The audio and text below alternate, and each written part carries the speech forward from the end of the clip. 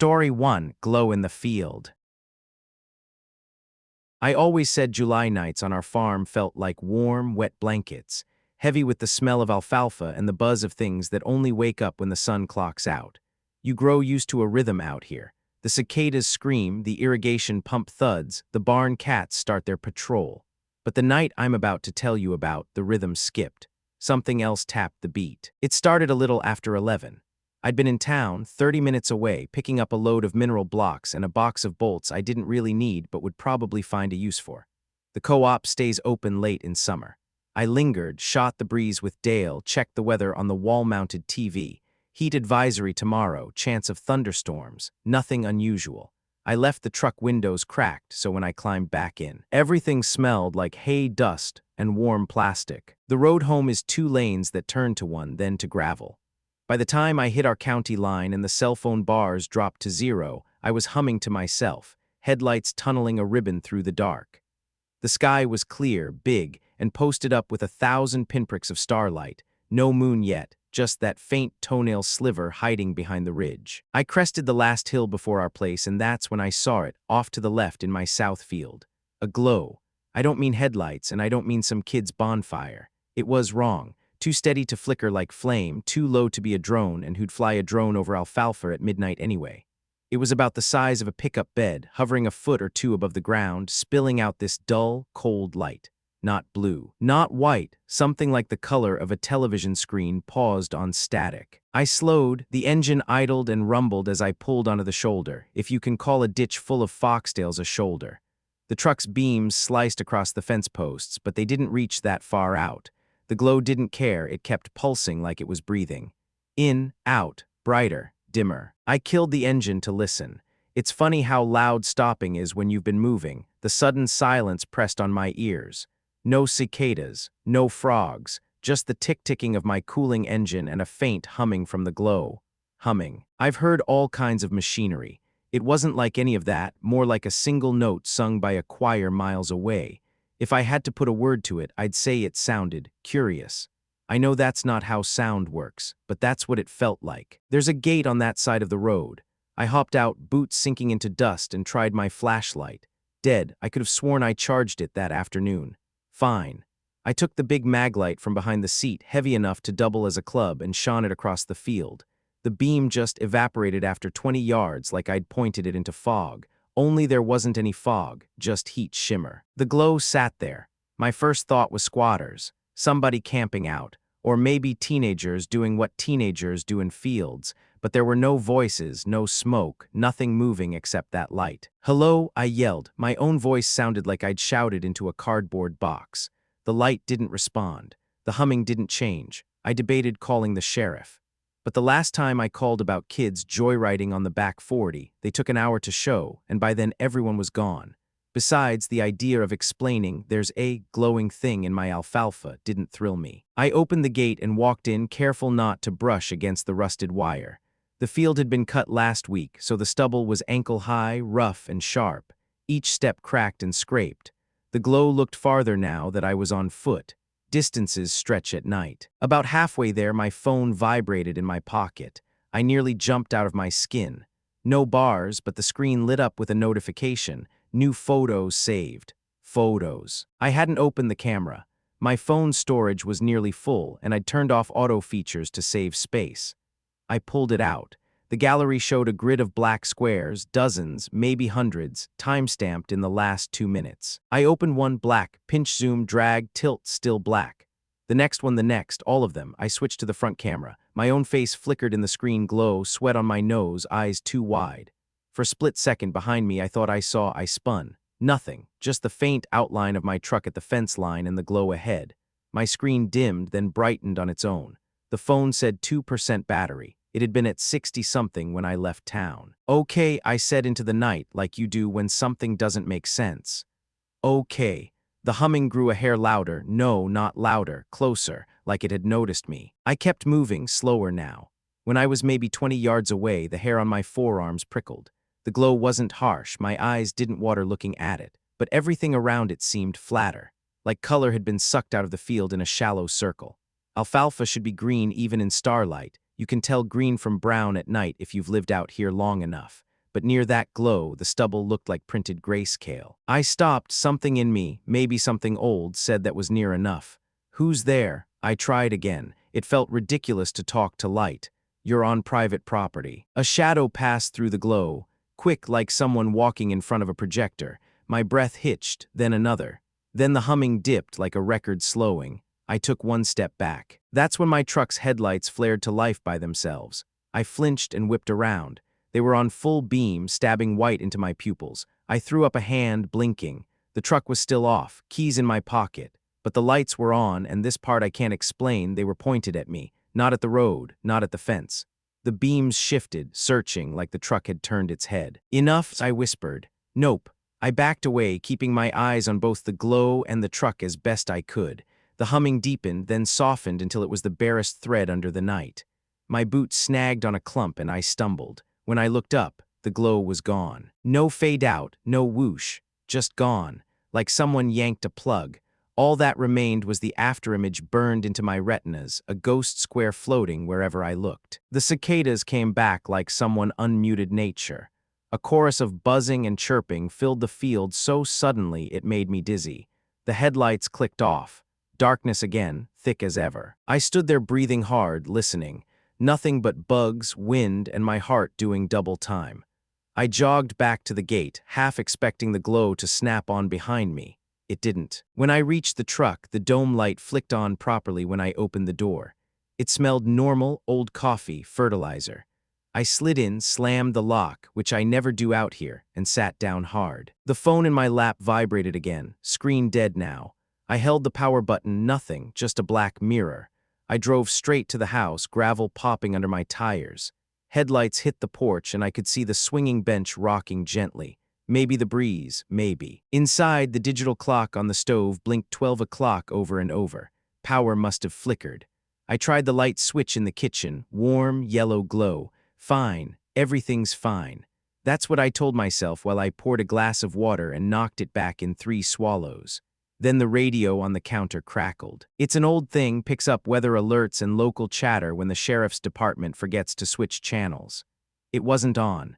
The dial was in the off position, but it crackled, hissed, and then a voice came through, thin, distorted, like it was pulled across a long piece of wire. "You there?" It said, my voice, but not, deeper, tired. "Don't go back out." I froze, glass halfway to the sink. "Just stay inside," lock the static chewed the rest. My skin went cold in the heat. I reached out and twisted the dial. It was stiff, and when it clicked to on, the voice cut, replaced by a hiss of ordinary static. I turned it off again. Silence. I don't remember going to bed, but I did. I must have, because I woke up at 4:17 a.m. to the rooster crowing way too early and the memory of a dream fumbling away. In the dream, I was in the field again, only it wasn't me. I was looking at myself from somewhere low, like from the ground. Everything was tinted that cold color. I was reaching out, fingers spread, and the humming was words, but I couldn't make out the language. When morning finally showed its hazy face, I went back out. Coffee in one hand, phone, newly charged and behaving, in the other. The field looked normal. The alfalfa stubble was still grayish, but maybe it always looked that way after a dewless night. I walked the spot where the glow had been, scanning for a fire ring, tire tracks, anything. Nothing. Except, this is going to sound small, you'll think I'm stretching, but near where I'd paused there was a patch of soil, maybe 2 feet across, pulverized to dust, not kicked up like by boots or hooves, powder. I rubbed it between finger and thumb. It was cool, too cool for being in full sun already. Back at the truck, I checked the headlights. The switch was off, obviously. Battery was fine. I tried to convince myself it had been a late-night electrical hiccup. The rationalizations stacked up like hay bales, and none of them felt steady. That evening, I plugged my phone into the computer to clear the black photos. I expected corrupted files. What I didn't expect was that each one, when opened in an editing program and the exposure cranked, showed noise. Not random noise, patterned. Lines, grids, shapes that, when I flipped them horizontally and upped the contrast, resembled the rows of my field. In a couple, there was a faint outline of a figure, me, with something behind stretched thin like someone moving too fast. I stared until the shape swam. I told myself it was pareidolia. Brains love finding patterns, especially when they're scared. For a week, nothing happened. I didn't tell anyone. Not even my sister, who loves this weird stuff and would have camped out just to see if it comes back. On the 8th night, I woke up because of the quiet. The cicadas had stopped again. I checked the clock, 3:13 a.m., of course. From the kitchen window, I could see a faint glow on the south side, not in the field this time. Closer, the barn. I didn't go out. I wish I could tell you I bolted, boots on, flashlight in hand, heroic. I didn't. I stood there with my hand on the back of a chair and counted my own breaths. The glow pulsed against the barn wall and shadows shifted inside through the cracks in the siding. After maybe 3 minutes it faded. 1, 2, 3 breaths and gone. The night noises returned in a rush, like they'd been holding their breath too. In the morning the barn doors were still chained. Inside, the feed bins were undisturbed. But the old radio, another one, battery-powered, I use when doing chores, was switched to a frequency with nothing on it, quietly hissing. I haven't seen the glow in a month. That doesn't mean it's gone. Sometimes my phone opens the camera app by itself. Sometimes the headlights stutter when I turn into the driveway like they're adjusting. Sometimes, just at the edge of sleep, I hear that humming, curious, patient. I fixed the broken fence on the south side and put up a sign the law says means no trespassing. It's for people, I guess. Whatever that light is doesn't read signs. Here's the part that keeps needling me. I don't think it wanted to hurt me, or scare me even. It felt like it wanted me to come closer, to see something. But standing there in the alfalfa, with my phone filling up with black squares and my own headlights turning on without me, I realized something. I might be curious, but I'm not that curious. Some things on a farm you leave alone. That's a lesson you learn young. Don't mess with a wasp nest, don't put your hand where you can't see, don't assume a fence is off just because the switch says it is. Add to that, if you see a glow in your field that hums like it's breathing, maybe nod, back away, and go inside. The soil remembers footprints. The air remembers sounds, and I think the field remembers that night. Because every time I drive past that spot at dusk now, my dash radio loses its station for exactly 3 seconds. Just enough time for static to whisper my name. Story 2, the summer camp that wasn't open. The thing about small towns is everybody swears they remember everything exactly, even when timelines don't line up. Ask 5 people about Camp Lakeview and you'll get 10 answers. They shut it down in 2009. No, it was 2012 after that storm took out the dining hall. It's still open. My cousin's kid went there last year. All that static meant one thing to us in July. Nobody would care if a few 20-somethings drove out there with a cooler, a Bluetooth speaker, and nostalgia to burn. It was Mason's idea, of course it was. Mason collects ideas like bottle caps, and half of them slice your finger when you try to pick them up. One last campfire at Lakeview, he said over burgers at Doris's diner, waving a fry like a baton. Before they bulldoze it or whatever. Midnight swim, ghost stories, the whole cliché package. I laughed, pretty sure trespassing is still a thing. Please, they don't even staff that place anymore. It's just rotting. Think of the photos. He meant it. Mason's an amateur photographer with a pro-level obsession. Brooke rolled her eyes and said she'd come if we brought marshmallows. Tyler shrugged the way Tyler does, which meant yes. Jenna and Kayla texted later. Just like that, 6 grown-ups with jobs and bills decided to relive an experience none of us actually had. None of us ever went to Lakeview. Our parents couldn't afford it, or we had chores, or we just stayed home. Maybe that was part of it, filling a blank we all felt but never named. We met up around 9, just as the sky was trading gold for violet. Took 2 cars, Mason's beat-up Subaru and my truck. The camp was 20 minutes out, down a county road that turned to dirt, then to 2 tracks separated by stubborn grass. Trees pressed in close, smelling like warm sap and old rain. Fireflies stitched yellow-green Morse code between trunks. Someone, maybe Brooke, made a joke about poison ivy.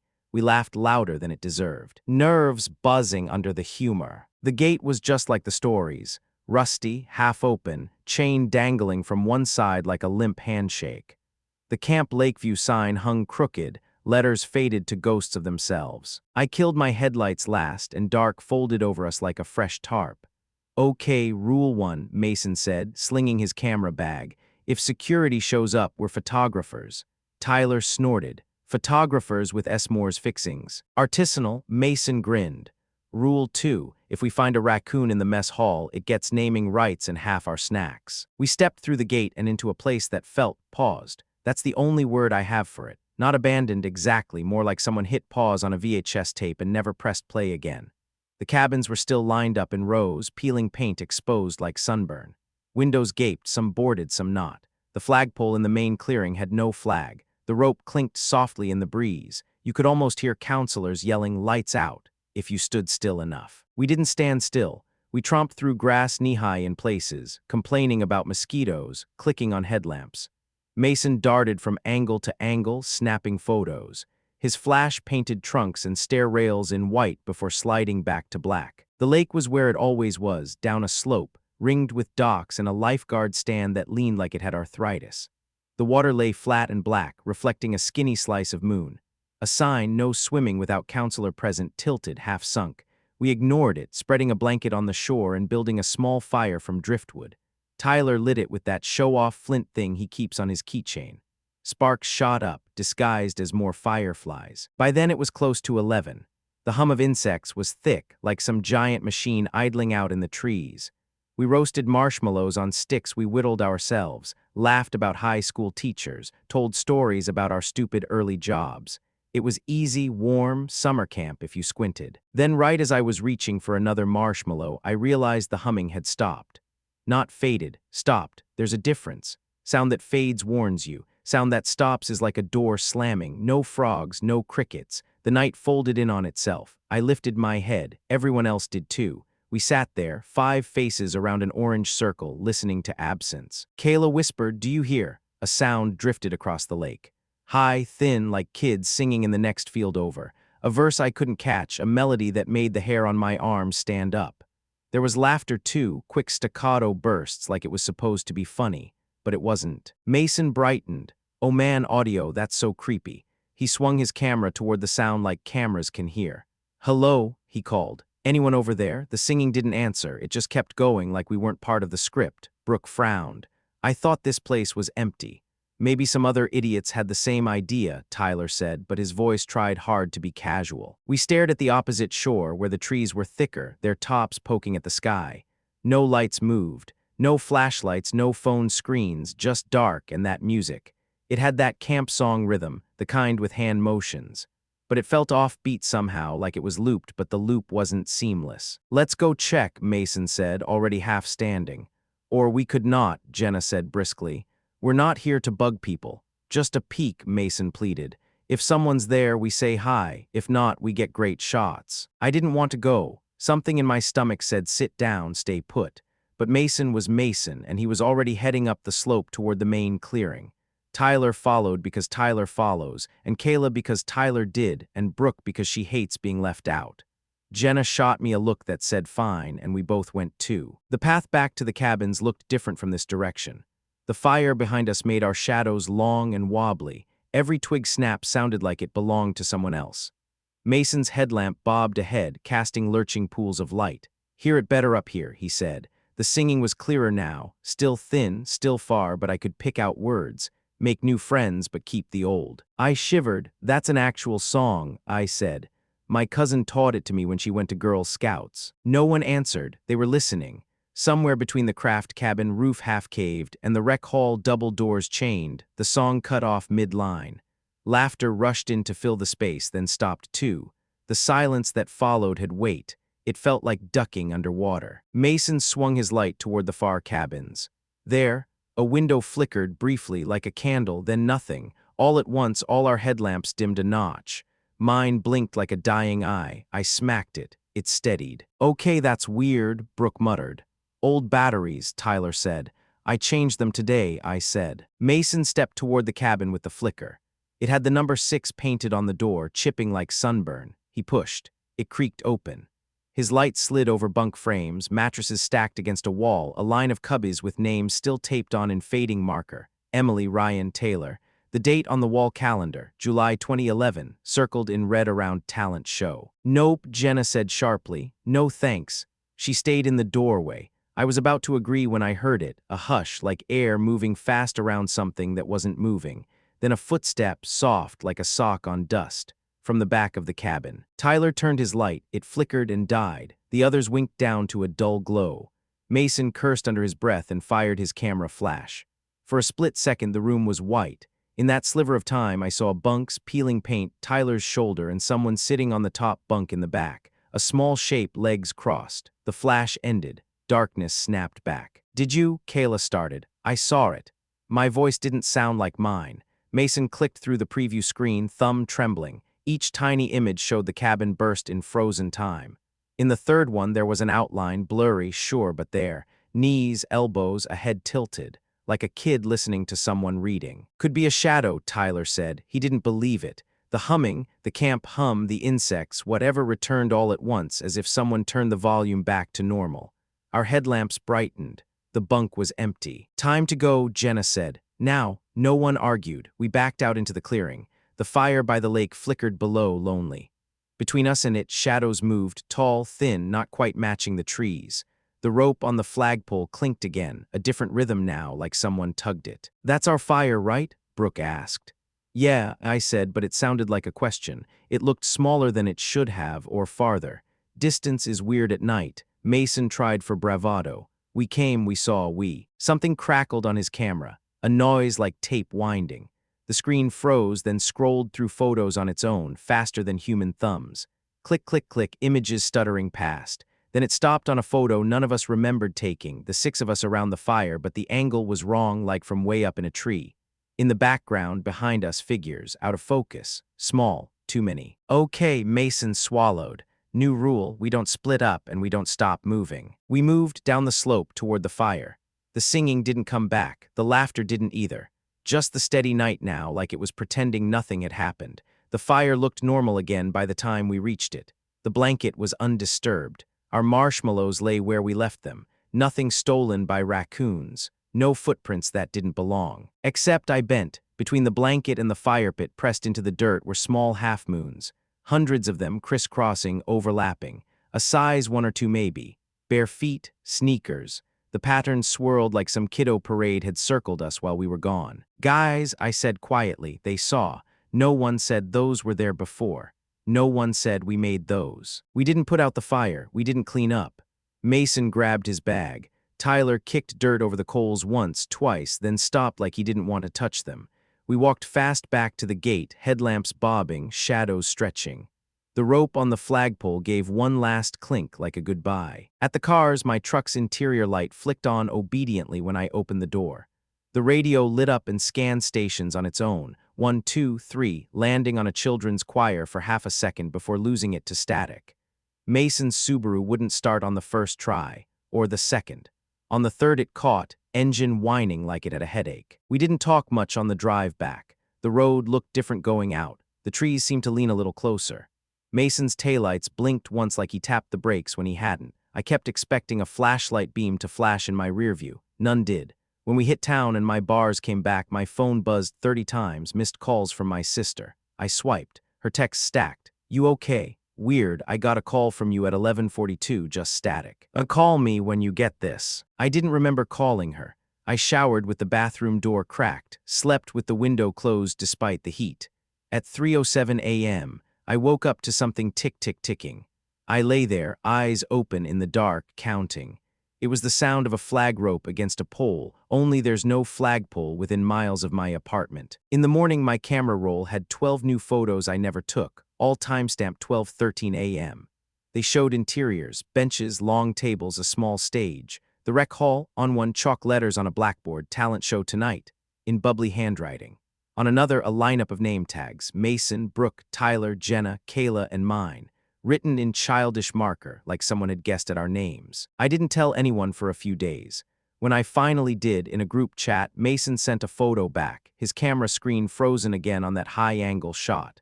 Only now the figures in back weren't blurry, they were sharp. Their faces were still indistinct, features smudged like watercolor in the rain, but their hands were clear. Every single one held a marshmallow on a stick. "Photoshop," Tyler texted. "Dude," Mason replied, "I wish." It wasn't until a week later that the voice message came. I was making coffee when my phone dinged. Unknown number. I pressed play. Static, then a chorus of kids chanting something in unison. It took a second to tune my ear, to pull meaning out of the hiss. "Make new friends but keep the old. One is silver and the other gold." Then, faintly, a whisper over the top, a voice that might have been Jenna's or mine or anyone's really. We saved you a seat. I deleted it. I emptied the trash. The next morning it was back. You're wondering if we went back. We didn't, not together. I don't think anyone did alone, but we stopped asking. Mason still takes photos, but he won't shoot at night anymore. Brooke says she hears humming sometimes at work above the copy machine. Tyler's headlamp fell out of his closet and turned on by itself 2 nights ago, he swears. Jenna donated a box of camping gear to Goodwill the day after. Kayla changed her ringtone because children's choirs are creepy now. As for me, I drive a different way to avoid the Lakeview turnoff. It adds 15 minutes. Worth it. Some nights in that moment before sleep, I smell lake water and extinguished campfires. And sometimes, when my apartment is very quiet, too quiet, I catch myself listening for the sound of crickets, not because I like them, but because I need to know if they are still there. The town will keep arguing about Lakeview. Is it open? Is it closed? Is someone buying it, tearing it down, reopening? None of that matters to me anymore. In my head, it's paused, still waiting. The talent show is tonight, circled in red. Name tags are ready. The song is queued up, a scratch on an old record that keeps catching in the same place. If you ever hear it on a late-night drive with friends over a static phone call, drifting across a lake you thought was long abandoned, don't hum along. Don't answer back. And for the love of whatever you consider holy, when the night sounds stop, do not go looking for why. Because some things don't start again just because you want them to. Some silences are holding their breath. And that camp, it doesn't care if the season's over. It just wants to play one more round. Story 3. The Path That Isn't on the Map. Tourist brochures never mention how loud the tropics get after dark. Everyone pictures lazy palm trees and soft surf, but when the sun drops, the island switches on. Insects like static, geckos clicking, fruit bats arguing, waves beating a steady metronome on the reef. It's a comforting kind of chaos. That night, walking back to my bungalow from the little beachfront bar, the soundtrack cut out. Not all at once. First, the crickets trimmed their chorus down to an uneasy whisper. Then the waves seemed to step farther away, like the tide had suddenly decided to be polite. Even the palm fronds, which had been hushing each other in the humid breeze, went still. I noticed it halfway up the sand path that led from the beach to the resort's garden. I stopped, one sandal half off, toe digging into cool grit. Power outage, I murmured. Dumb thought. The stars overhead were enough light for the whole island, and generators don't quiet birds. Somewhere behind me, ice clinked in a glass. The bar was still open. Laughter popped, then flattened. I could turn around, head back, order another ginger beer, pretend I didn't feel the island hold its breath. Instead, I looked ahead. The resort's manicured path, flat stones, low solar lamps, curved left toward my bungalow. To the right, just beyond a stand of hibiscus, a narrow gap I hadn't noticed before opened into the trees. A goat path, maybe, winding toward the interior. No sign, no rope, just bare sand, pressed hard by something that had walked it over and over. I pulled out my phone to check the offline map I'd downloaded on the ferry. The resort layout was a simple rectangle against the cove. There was no path marked where the gap yawned, just green, jungle. The smart move, ignore it, go to bed. Catch the sunrise yoga thing I'd signed up for and forget the sudden silence. Curiosity burned like sun on the back of my neck. I stepped off the resort stones. The air changed a few feet in denser, the way it gets when you enter a greenhouse. The scent of salt gave way to damp earth and something sweet-rotten, like fallen mangoes. My sandals scuffed fine coral dust. No pebbles, no roots. The path was unnaturally smooth, as if someone had sifted it, yet there were no footprints. What makes a trail without leaving prints? I glanced back. The resort lights glowed warm between the hibiscus leaves. Someone laughed again, another world away. I told myself I'd go 20 steps, see where it led, then turn around. 20 steps. That's it. At step 12, my phone buzzed in my pocket. I looked down. GPS signal lost blinked on my screen, then the map app crashed. When I reopened it, the blue dot that was me hovered in gray nothing. No island outline, no ocean. Just a crosshair with searching under it. Fine, I said, because talking to yourself makes you feel less alone. 15 more steps. The path curved gently, following the slope of the land. I expected rocks or roots, maybe a low wall of volcanic stone. Instead, there were stakes. Thin bamboo poles stuck sporadically along the edge, each wrapped with a strip of faded cloth, red, yellow, blue, green. They fluttered just enough to prove there was wind, even if the trees didn't show it. I passed one. The cloth was printed with something, tiny icons, rows of them like a pattern you'd see on a sarong. Little fish, no, little triangles. I leaned in. They were letters I realized, not Latin. Maybe the local script I'd seen on handmade signs in town. Painted by hand, brushstrokes visible. The strip had frayed, each letter splitting into threads. Something skittered across the path ahead. I froze.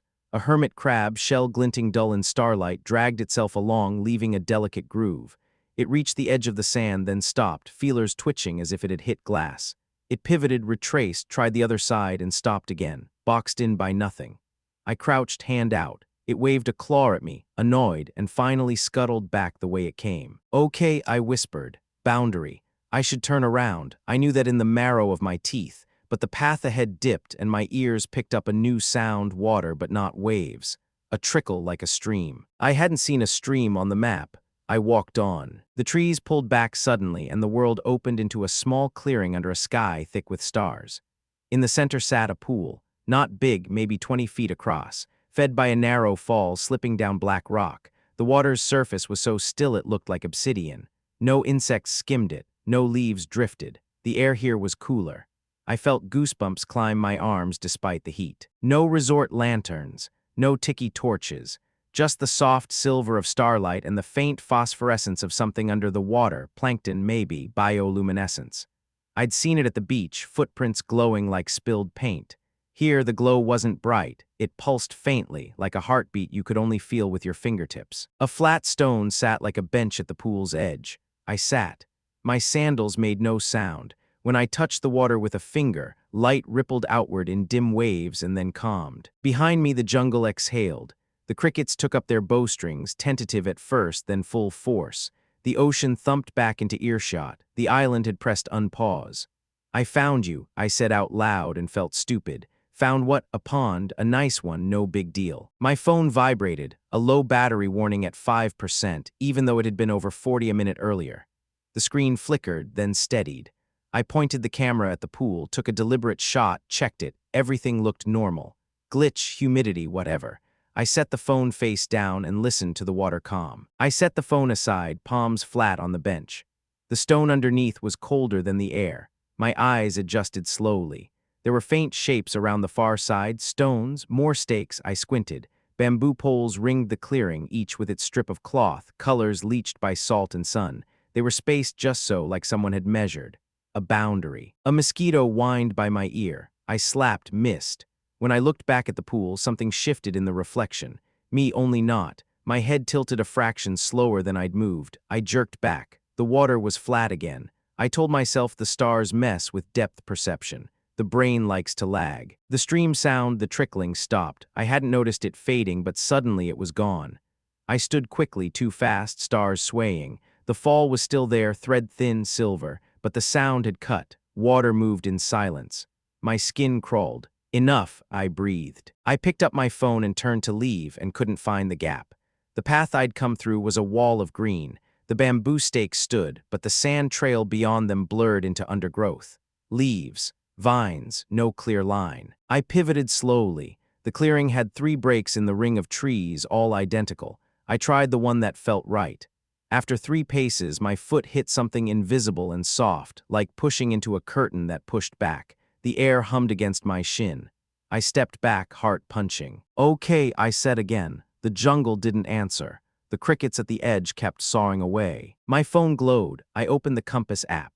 The needle spun lazily, then settled. North was where the pool was. I frowned, rotated.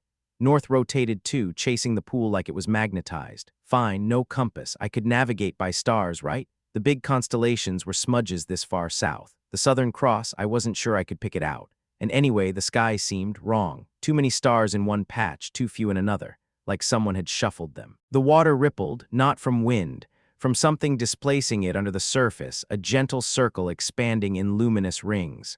I stepped back, bumping the bench. The circles widened, then stopped, the glow fading. A low light pulsed at my feet. I looked down. My sandals glowed, faintly blue. The path's dust remembered the shape of my footfalls. A trail of soft light footprints led from the stone to the edge of the clearing, where my steps vanished into black. I swallowed. "Lead the way, then," I whispered, half joke, half plea. The prints didn't move, of course they didn't. They were prints. But as I stared, the glow on the leftmost of 3 breaks in the trees deepened, like someone slowly turned up a dimmer. The others dimmed. Choices. I went where it glowed. The bamboo strip at that break fluttered. I ducked under it and pushed through leaves that pressed cool and wet against my arms. After a dozen steps, the sand reappeared, smooth and hard. The air loosened. I could hear waves again, closer. The smell of salt rushed back in. The resort path lights winked through the hibiscus like distant boats. I blew out a breath I hadn't known I held and stepped onto the manicured stones. The night noises were at full volume now, almost giddy. Someone at the bar shouted over a song. Ice clinked again. Real life, incompetently dubbed over the quiet horror of the clearing. At my bungalow, the key stuck in the lock. Typical. Inside, I shut the door harder than necessary, clicked the latch and leaned against it. The room smelled like coconut shampoo and hotel sheets. The ceiling fan whispered. The mini-fridge hummed. Normal, normal, normal. My phone buzzed as I towed off my sandals, just a bland system pop-up. Storage optimization complete. No recordings, no surprises. Still, I powered it off and left it on the dresser, screen dark. Sleep came in bits. In one fragment, I was walking the path again, barefoot, the sand fluorescing with each step. Only the light didn't fade after I moved, it stayed, marking a map behind me. In another, I sat on the stone bench, but the pool wasn't water. It was glass, and someone on the other side tapped, tapped, tapped, impatient. I woke at 3:11 a.m. to the fan's blades ticking in a rhythm I didn't like. Tap, tap, pause, tap. Outside, the waves sounded far again. The insects held a note instead of many. I stared at the ceiling until the rhythm changed, became the whoosh-whoosh of normal fan blades. The ocean rushed back. The crickets spilled over each other. I exhaled, drifted. At dawn, I walked to the front desk to ask about hiking trails. Casual, like I'd never left the property. The clerk, a young guy with a name tag that said Enzo, smiled too wide. "We have a guided hike at 10, ma'am. Any other paths, short ones, toward the interior?" He shook his head. "Only beach and the one up to the lookout. We don't let guests inside the jungle. Dangerous, easy to get lost." He paused. "Sometimes people think they see tracks at night. Animals, just stay on the stones." Right. I signed up for yoga. Back at my bungalow, my sandals were clean. No glow, no dust. The soles looked like I'd barely worn them. My phone powered on without complaint. The gallery held only the one pool photo I'd taken, nothing extra. I decided not to dig any deeper. Sometimes leaving a file unopened is the smartest move. I closed the lid. I told myself I was tired. Jet lag, overactive imagination, internet stories leaking into my brain. Any explanation but the one my gut offered. The path wasn't for guests. It was for something else, and it had been patient enough to wait for me to notice. On my last night, a storm blew in from nowhere. Violent rain, sideways palm fronds, the works. The resort shut the bar early and handed out candles. My bungalow flickered, shadows huge. Around midnight, just when the wind peaked, my phone, dead to conserve power, lit up. New route available, the screen announced, map app somehow open. The screen showed the resort, the beach, the rectangle of buildings, and winding from my bungalow through hibiscus. Into blank green, a faint line, glowing blue, the paths. I turned the phone face down. The rain hammered, no silence this time. The island was loud, and I preferred it that way. When I left the next morning, boat engines coughed smoke and gulls laughed at the dock. I didn't look back at the hibiscus hedge. I didn't walk the beach one last time. I tipped Enzo, took my receipt, and kept my eyes on the horizon. Back home, months later, I sometimes wake to the sudden absence of city noise, the traffic fading, siren tales cut short.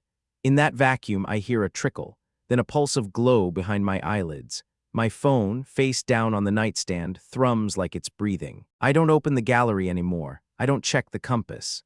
If a new route available notification pops up at 3 a.m., I swipe it away. I tell myself maps are just suggestions. But sometimes, walking home, I'll notice a narrow gap between 2 buildings I've passed 100 times. A strip of ground packed hard, too smooth for city feet. No sign, no rope. Just an invitation I pretend not to see. 20 steps, I think, that's it. Then I cross the street.